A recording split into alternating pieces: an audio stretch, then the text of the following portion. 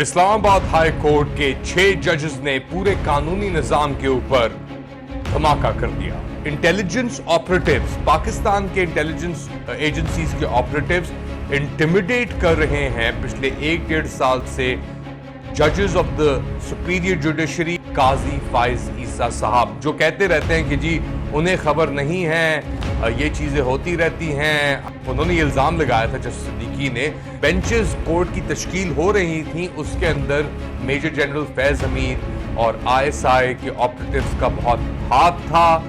तो ये खत क्या चाह रहा है? ये खत ये कह रहा है कि बेसिकली हमें आजादी जो है जुडिशरी की, उसको किस तरीके से बचाया जाए।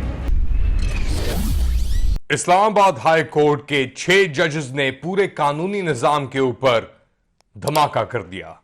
लेट अली शो यू के इस एपिसोड में आप सबको खुशामदीद। मैं हूं अली मुस्तफा और आज के हमारे शो में हम बात कर रहे हैं उस लेटर की, उस खत की जो इन 6 इस्लामाबाद हाई कोर्ट जजेस ने लिखा है सुप्रीम जुडिशल काउंसिल को, उनकी राय लेने के लिए कि एक जज को किस तरीके से इंटिमिडेट किया जा सकता है, उसकी क्या रूल्स हैं, और अगर तो इंटिमिडेशन होती है तो क्या रिकोर्स मौजूद है जजेस के पास उसको करेक्ट करने के लिए। और स्पेसिफिकली ये बात हुई जस्टिस शौकत अजीज सिद्दीकी की, जो डिसमिसल के ऊपर सुप्रीम कोर्ट ने 22 मार्च को जो अपनी जजमेंट दी थी, ये डिक्लेयर करके कि उनकी जजमेंट मुनासिब नहीं थी, उनको ऑनरेबली डिस्चार्ज या रिटायर किया जाए।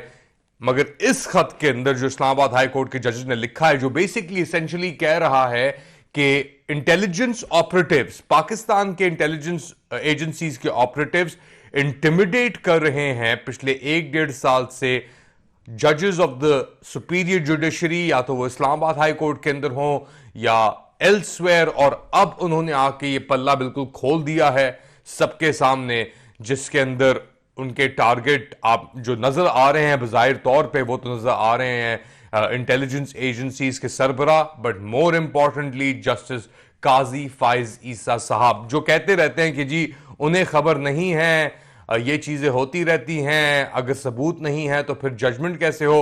अब इससे बड़ा सबूत अगर कोई हो सकता है मेरे ख्याल से तो नामुमकिन है कि यानी जुडिशल हिस्ट्री में पाकिस्तान की पिछले 10-15 सालों के अंदर इतने बड़े इंकशाफात इस लेवल पे हुए हैं।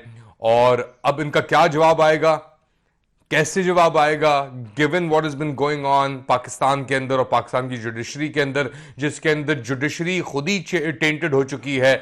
अब अपना इसके अंदर क्या लिखते हैं ये जजेस, अगर मैं थोड़ा जाऊं इस डॉक्यूमेंट के अंदर, तो लिखते हैं कि justice Siddiqui had been removed, कि जस्टिस सिद्दीकी को निकाला गया after he had publicly alleged that the operatives of the inter services intelligence, यानी आईएसआई के जो ऑपरेटिव हैं, उन्होंने ये इल्जाम लगाया था जस्टिस सिद्दीकी ने, led by major general Faiz Hameed, जो डीजीसी आईएसआई थे, वो determining the constitution of benches at Islamabad high court, के जो बेंचेस कोर्ट की तश्कील हो रही थी, उसके अंदर मेजर जनरल फैज हमीद और आईएसआई के ऑपरेटिव्स का बहुत हाथ था और वो इंटरफियर कर रहे थे अकाउंटेबिलिटी कोर्ट इस्लामाबाद की प्रोसीडिंग्स के अंदर।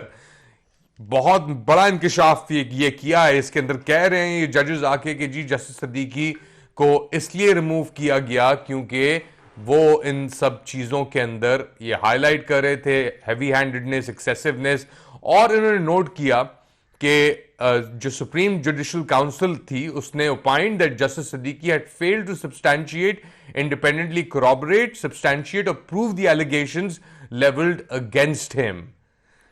तो टारगेट तो ये लग रहा है कि अब अपना सब पूरा जो निजाम है उनके अंदर से ही एक स्टांस आया है। हम जानते हैं कि क्या हो रहा है जुडिशरी के साथ, किस तरीके से मैनिपुलेशंस चल रही हैं, वो तो सबके सामने खुल के सामने आ चुकी हैं। जस्टिस काजी फाइज ईसा का जो किरदार था इस पूरी चीज के अंदर, बल्ला लेने के अंदर और रेफरेंसेस के अंदर, जो इलेक्शन से पहले ये 3 back to back arbitrary judgments जो आई इमरान खान साहब, उनके साथियों, उनकी बेगम के खिलाफ, उसमें से तोशाखाना केस, साइफर केस, इद्दत केस, यानी केसेस तो बौछार डाली हुई है पूरे निजाम ने, मगर विदाउट ड्यू प्रोसेस। और अगर इस खत को माना जाए तो विद द कंप्लिसिटी, इंटिमिडेशन और इंटरफियरेंस, मुदाखलत जो आपकी एजेंसीज की हैं, वो जो एलेज कर रहे हैं, अब ये कह रहे हैं कि जी अगर ये होता है तो जज के पास क्या ऑप्शंस मौजूद हैं कि अगर उसको इंटिमिडेशन हो रही है, उसके खिलाफ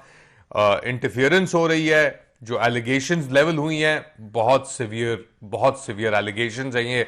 तो ये खत क्या चाह रहा है? ये खत ये कह रहा है कि बेसिकली हमें राय चाहिए सुप्रीम कोर्ट की और जो आपके हायर जजेस हैं उनकी, कि किस तरीके से इंडिपेंडेंस ऑफ जुडिशरी को, यानी आजादी जो है जुडिशरी की, उसको किस तरीके से बचाया जाए। क्या वो मैकेनिज्म है जो रिस्पॉन्सिबिलिटी या लाइबिलिटी डाले उसके ऊपर, जो इंडिपेंडेंस या जो अदलिया की आजादी है, इसको खत्म करना चाह रहे हैं। और क्लैरिफाई करे कि अगर एक जज के पास क्या कोर्स ऑफ एक्शन मौजूद है जो वो ले सकते हैं अगर वो इंटरफियरेंस या इंटिमिडेशन को सफर करें बाय द एग्जीक्यूटिव। एग्जीक्यूटिव से क्या मुराद है इसके अंदर, कि एग्जीक्यूटिव से या तो आपकी एक ही एग्जीक्यूटिव है, आपकी अपने जुडिशरी एक जगह पे है, लेजिस्लेटिव एक जगह पे और एग्जीक्यूटिव एक जगह पे है।